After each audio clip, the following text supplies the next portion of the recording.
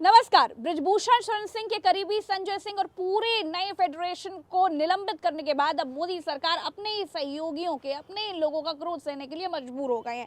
अब इसका आगे क्या कुछ असर पड़ने वाला है, इस पर बात करेंगे हम। हमारे सहयोगी भरत जी हमारे साथ हैं। भरत जी, संजय सिंह मोदी सरकार को चुनौती देने के लिए कोर्ट जाएंगे, ये बात कही जा रही है। आपको क्या लग रहा है, अब आगे क्या कुछ देखने को मिलने वाला है?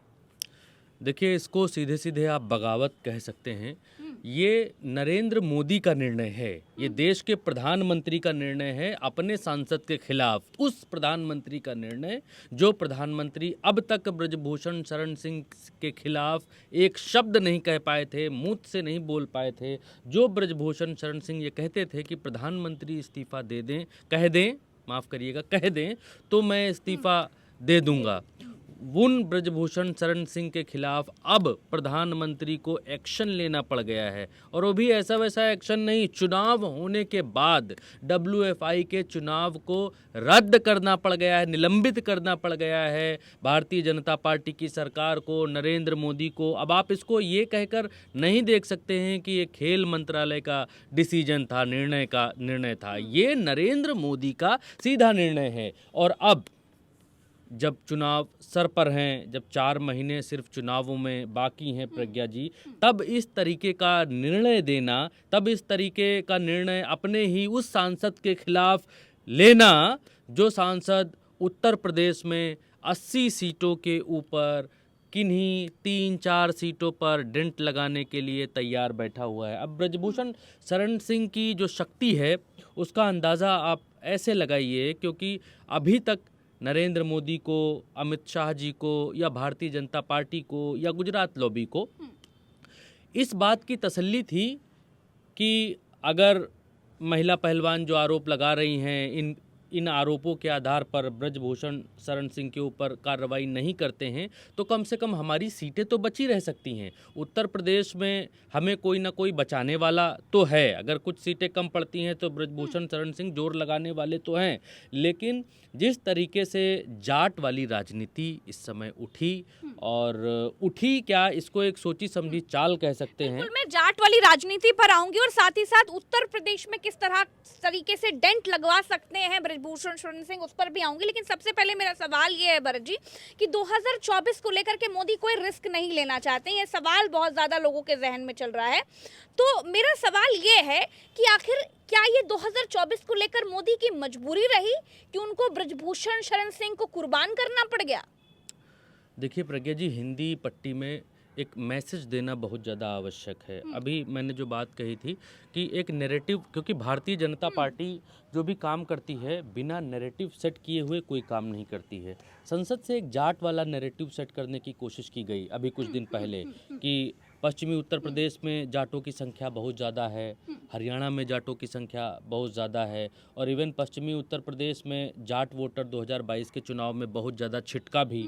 वो तो भला हो बहन जी की पार्टी का, जो बहन जी ने इतने अच्छे तरीके से चुनाव 2022 में नहीं लड़ा, उनका वोटर भारतीय जनता पार्टी की तरफ गया। अगर वैसा नहीं होता तो भारतीय जनता पार्टी की बुरी स्थिति हो सकती थी उत्तर प्रदेश में 2022 में भी। अब इन चुनावों से ठीक पहले जाटों से दुश्मनी मोल लेना नरेंद्र मोदी जी को भारी पड़ सकती थी, इसमें कोई दो राय नहीं है प्रज्ञा जी। और जिसकी वजह से ये दिखावटी ही सही, बनावटी ही सही, आप इसको जैसा भी निर्णय कहिए, लेकिन ब्रिजभूषण शरण सिंह के खेमे पर नरेंद्र मोदी जी ने गाज इसी वजह से गिराई है। वरना आप ये देखिए, जो प्रधानमंत्री महिला खिलाड़ी इतने दिन से धरने पर बैठी थी, उनके धरने पर वो एक शब्द नहीं बोले।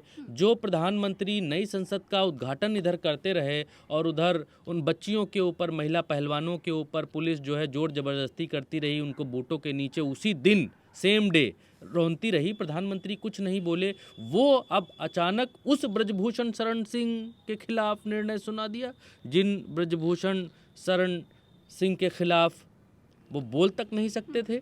अब इसको ऐसे देखिए कि जाट वोटर को रोके रखने के लिए, उसको मनाने के लिए ये पूरा कवायद जो है सिर्फ और सिर्फ उसी की है, क्योंकि ब्रिजभूषण शरण सिंह के जो आदमी हैं यहाँ, ब्रिजभूषण शरण सिंह सीधे चुनावों में उतरे भी नहीं थे। ब्रजभूषण शरण सिंह के जो करीबी माने जाते हैं संजय सिंह, चुनाव उन्होंने जीता। लेकिन ब्रजभूषण शरण सिंह ये बात कह रहे हैं भरत जी कि ये तो चुनावी प्रक्रिया है, उसके थ्रू ही संजय सिंह जीत करके आए हैं। और उन्होंने ये भी कहा कि वे राजपूत हैं, मैं भूमिहार हूँ, हमारा आपस में कोई रिश्ता नहीं है। जी आप कीजिएगा।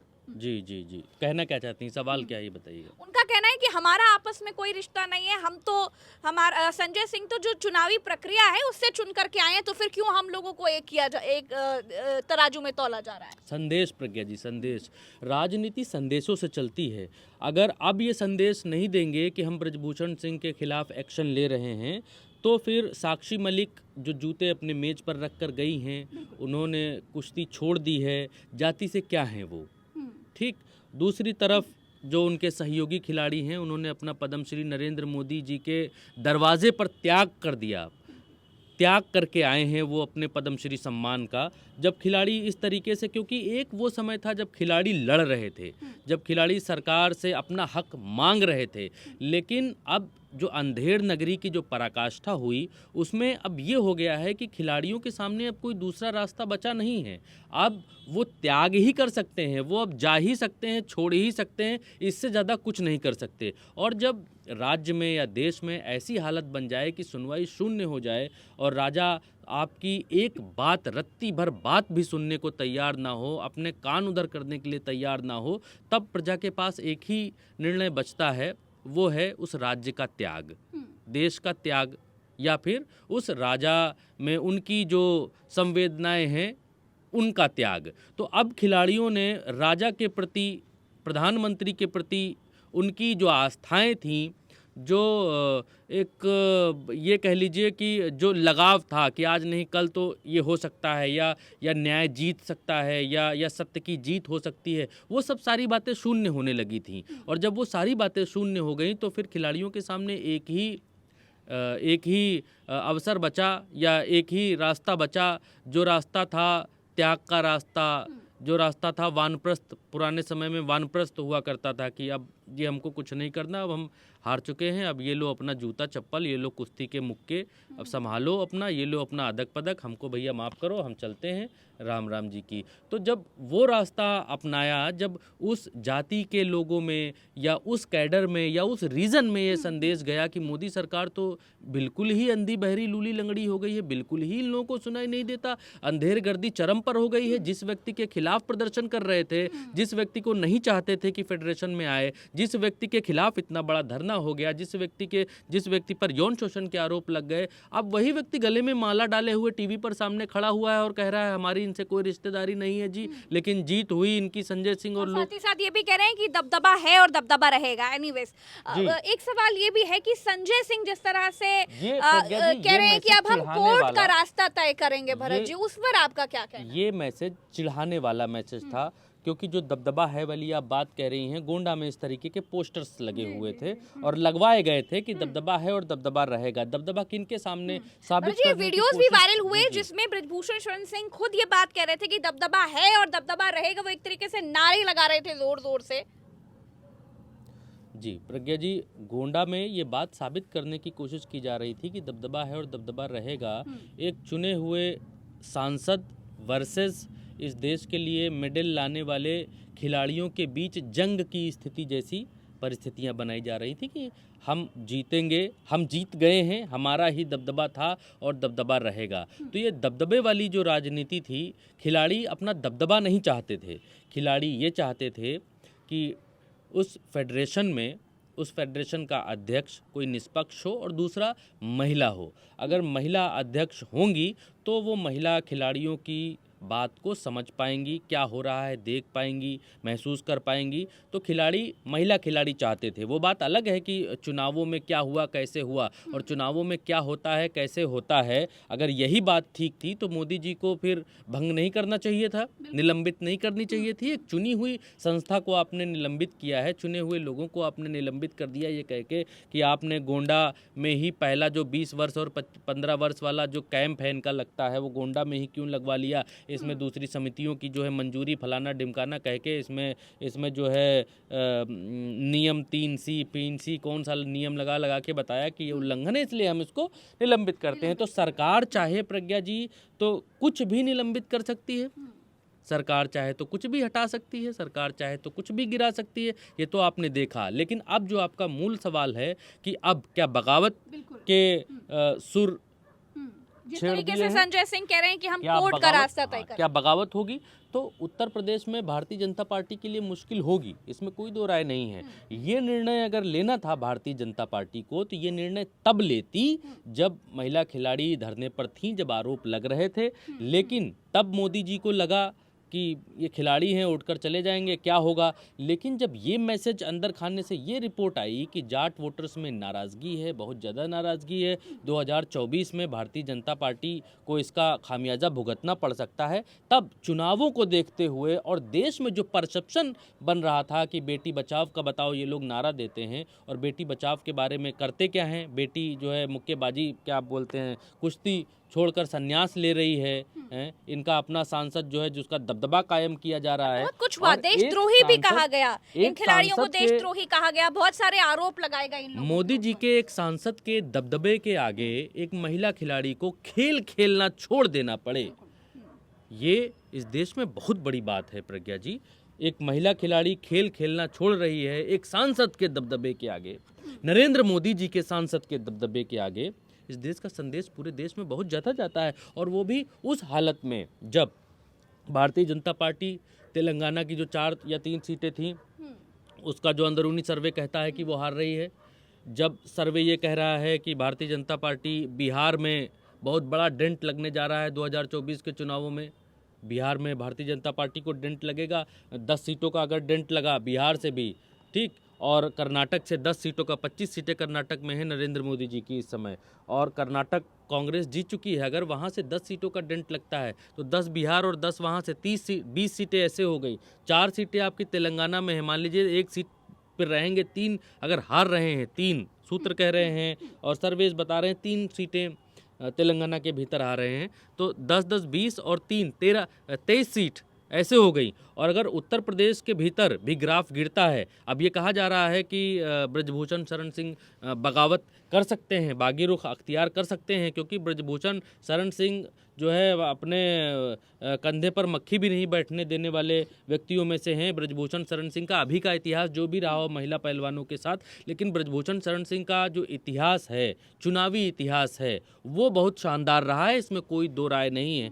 और सच्चाई ये है कि ब्रजभूषण शरण सिंह वो नेता थे जिनको अटल बिहारी वाजपेयी ने चिट्ठी लिखी थी जब ब्रजभूषण शरण सिंह जेल में थे। तो ब्रजभूषण शरण सिंह का चुनावी इतिहास शानदार है, राजनीतिक इतिहास शानदार है, लेकिन नरेंद्र मोदी जाटों की नाराज़गी नहीं लेना चाहते थे, और सिर्फ ये चुनावी निर्णय है। इसमें कोई अगर ये कहे कि नरेंद्र मोदी जी ने महिलाओं के सम्मान में ये काम कर दिया है तो वो नाइंसाफ़ी होगी। मोदी जी ने सिर्फ और सिर्फ चुनावों को देखकर ये निर्णय लिया है, और चुनावों में ये अब दोधारी तलवार हो गई है। ब्रजभूषण शरण सिंह गोंडा और पूर्वांचल की इस बेल्ट में नरेंद्र मोदी जी को झटका दे सकते हैं। अगर मोदी जी जाटों को मनाने में कामयाब हो गए, इवेंट तो वैसे दिख नहीं रहा है, अगर जाटों को मनाने में कामयाब हो गए तो भी दोधारी तलवार है कि दोनों तरफ से झटका लग सकता है 2024 के चुनावों में।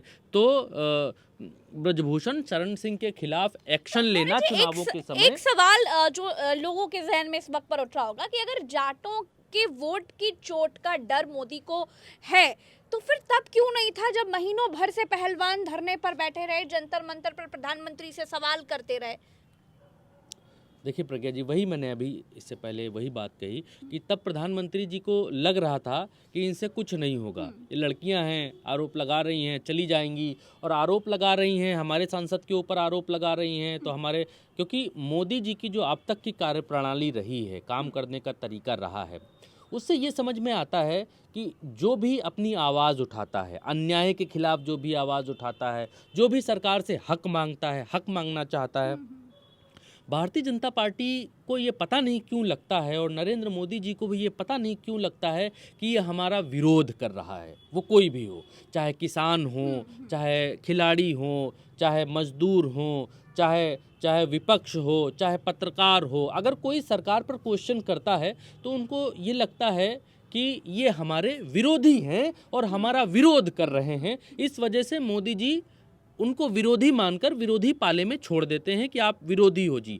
यही उस समय हुआ जब महिला खिलाड़ियों ने धरना किया, प्रदर्शन किया। उससे पहले शिकायतें की, किसी ने सुनी नहीं। तो जब शिकायतें नहीं सुनता है कोई इस लोकतंत्र में, तो उसका दूसरा चरण तो धरना प्रदर्शन ही होता है। लोकतांत्रिक व्यवस्था में इसकी आज़ादी है। लेकिन अब भारतीय जनता पार्टी की सरकार में ये है कि अगर कोई भारतीय जनता पार्टी का विरोध करता है, विरोध मीन्स अगर अपनी आवाज़ उठाता है, उनकी नीतियों का विरोध करता है, उनके सांसदों ने अगर कोई गलत काम किया उसका विरोध करता है, तो मोदी जी अपना विरोध मानते हैं। जैसे अभी तुरंत का उदाहरण देता हूँ, संसद में इनका जो मैसूर का सांसद है उसके खिलाफ आवाज़ उठी कि भाई उसने पास कैसे बना दिया जिससे लोग संसद के भीतर प्रताप सिम्हा, तो कैसे लोग भीतर घुस आए। तो इसको मोदी जी ने एज अ विरोध लिया। ये नहीं कि विपक्षियों से बात करें या फिर इस स्थिति को शांत कराएं या फिर संसद चलने के लिए कोई आह्वान करें, कोई संदेश दें, कुछ नहीं। उनको लगता है विरोधी कोई अगर हमारी नीतियों के खिलाफ बोल रहा है तो हम ब्रह्मा जी हैं, हमारी नीतियों के खिलाफ कोई नहीं बोल सकता। तो जो उसकी खिलाफत कर रहा है वो विरोधी है। अब आगे क्या आपको लग रहा है कि अब आगे क्या कुछ होने वाला है? देखिए, आगे उत्तर प्रदेश में भारतीय जनता पार्टी के लिए बहुत कड़ा समय आने वाला है, क्योंकि भारतीय जनता, अब कहें भले ना, क्योंकि मोदी जी के पास ईडी, सीबीआई और ABCD EFG सब कुछ है उनके पास, तो कहें भले ना, लेकिन ब्रजभूषण शरण सिंह ने जो ये बात कही है कि कोर्ट का रुख अपनाना चाहिए, कोर्ट से अगर आपके सांसद भी आपके निर्णय के खिलाफ कोर्ट की बात कर रहे हैं या फिर आपके सांसद के सबसे अच्छे सहयोगी जिनको WFI का अध्यक्ष चुना गया है, अगर वो कोर्ट की बात कर रहे हैं सरकार के निर्णय के खिलाफ, तो मोदी जी अपने खिलाफ होने वाले सभी लोगों को अगर विरोधी मानते हैं तो फिर ब्रजभूषण शरण सिंह को भी विरोधी खेमे में रखना चाहिए। और मुझे लगता है कि ब्रजभूषण शरण सिंह राजनीतिक तौर पर, मैं सिर्फ महिला पहलवानों की बात हटाकर राजनीतिक तौर पर पूर्वांचल में गोंडा के आसपास के क्षेत्र में एक बेहद मजबूत व्यक्ति हैं और इसका भारतीय जनता पार्टी को नुकसान होगा। मोदी जी ने नुकसान की भरपाई करने के लिए ये एक्शन लिया है जाट वोटरों के जैसे आपने कहा कि ये दो धारी तलवार है। 2024 को लेकर मोदी कोई रिस्क नहीं लेना चाहते हैं, इसीलिए प्रधानमंत्री नरेंद्र मोदी की सरकार का ये बड़ा फैसला रहा जिसमें संजय सिंह समेत पूरी नई फेडरेशन निलंबित कर दी गई है। लेकिन अब दो धारी तलवार, जैसे कि भरत जी ने बताया कि अब एक बड़ी समस्या ये भी खड़ी हो गई कि उत्तर प्रदेश में ब्रजभूषण शरण सिंह एक बड़ा दांव खेल करके पटखनी दे सकते हैं। बहुत सारे सवाल खड़े हो रहे हैं। तो अभी भरत जी से इस पूरे मसले पर विस्तृत चर्चा कर रहे थे। आशा करते हैं वीडियो पसंद आया होगा। वीडियो को लाइक जरूर कीजिएगा और शेयर जरूर कीजिएगा। नमस्कार।